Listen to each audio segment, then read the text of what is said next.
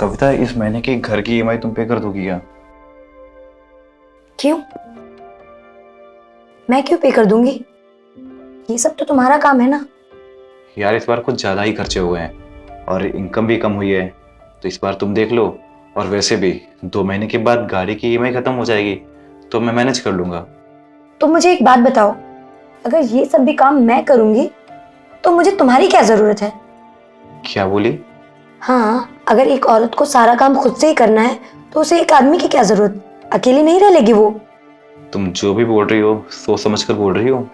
हाँ, सोच समझ के ही बोल रही हूँ। खुद का कमाती हूँ, खुद के खर्चे खुद उठाती हूँ, और अब तुम्हारे हिस्से के खर्चे मुझे उठाने पड़ेंगे तो मैं क्या करूँ तुम्हारा?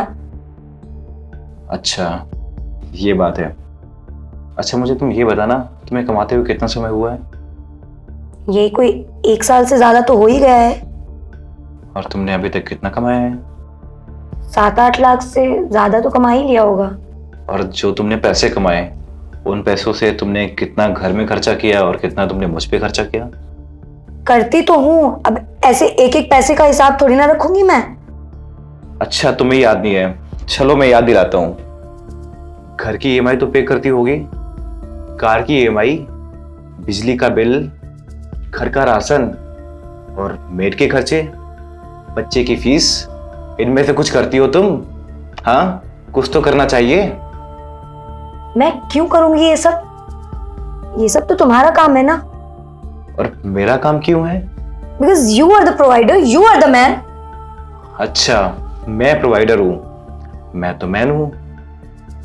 तुम्हें ना तुम्हारी भाषा में जवाब देता हूं मैं। अगर तुम इस घर के लिए 1 रुपए खर्च नहीं कर सकती हो, घर का काम नहीं कर सकती हो, बर्तन नहीं धो सकती हो, कपड़े नहीं धो सकती हो, और मुझे 1 गिलास पानी नहीं दे सकती हो, तो तुम्हारा इस घर में क्या काम है? और मुझे तुम्हारी क्या ही जरूरत होगी? और जब तुम्हें मेरी जरूरत नहीं होगी तो साथ में रहने का भी क्या मतलब है? फिर तो तुम्हें कहीं और रहना पड़ेगा। फिर तुम्हें अपने लिए घर भी लेना होगा, उसका रेंट पे करना होगा, घर के लिए राशन भी चाहिए होगा, वो भी तुम्हें लाना पड़ेगा। आने जाने की भी जरूरत होगी, उसके लिए तुम्हें कार चाहिए होगी, उसकी भी ईएमआई तुम्हें भरनी होगी। और घर का काम तो खुद से तुम करोगे नहीं, उसके लिए तुम्हें मेड की जरूरत होगी, उसके भी खर्चे तुम्हें उठाने पड़ेंगे। और इन सबका अगर खर्च मैं मिलाऊं तो तुम्हारी सैलरी से बहुत ज्यादा होगा। बाहर रहकर तुम सब कुछ मैनेज कर लोगी, लेकिन तुम्हें मेरे साथ मैनेज करने में प्रॉब्लम हो रही है। बहुत अच्छी सोच है तुम्हारी। तुम्हारा पैसा तुम्हारा और मेरा पैसा हमारा।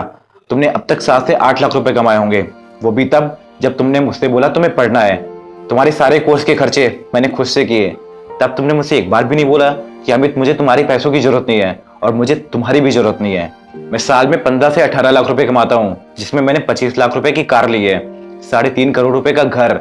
अगर मैं चाहूँ इतने में पूरी दुनिया घूम सकता हूँ, अलग अलग देशों में अलग अलग लड़कियों के साथ में रह सकता हूँ।